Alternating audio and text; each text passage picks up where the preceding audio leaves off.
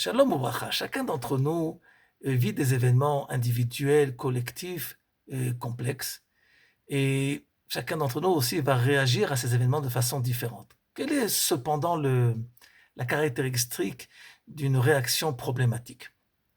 Parashat Re'eh va répondre à notre question.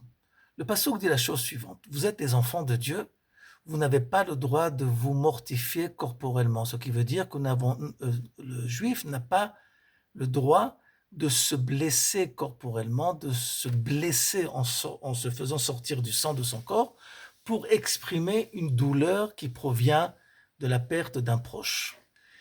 Et cela pourquoi? Parce que le passouk nous a dit auparavant, Banim atem Hashem Elokechem, vous êtes des enfants de Dieu. Mais quel rapport? Le rapport est très simple.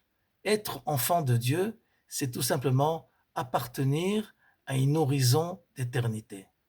Et au moment où l'homme est en train de vivre un événement de fin, le deuil, la mort, à ce moment-là, la Torah lui enseigne que la seule possibilité qu'il a de surmonter son épreuve, c'est que s'il arrive à élever son regard à l'horizon, l'horizon de l'éternité du Ham Israël. Et ça va lui donner les forces et la possibilité de continuer son chemin.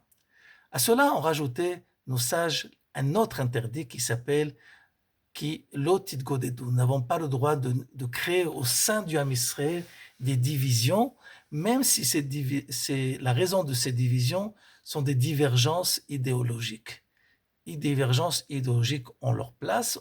La marloquette fait partie de la culture du peuple juif, mais en aucune façon ces divergences, ces discussions ont le droit de nous amener à des divisions internes à l'identité d'Israël.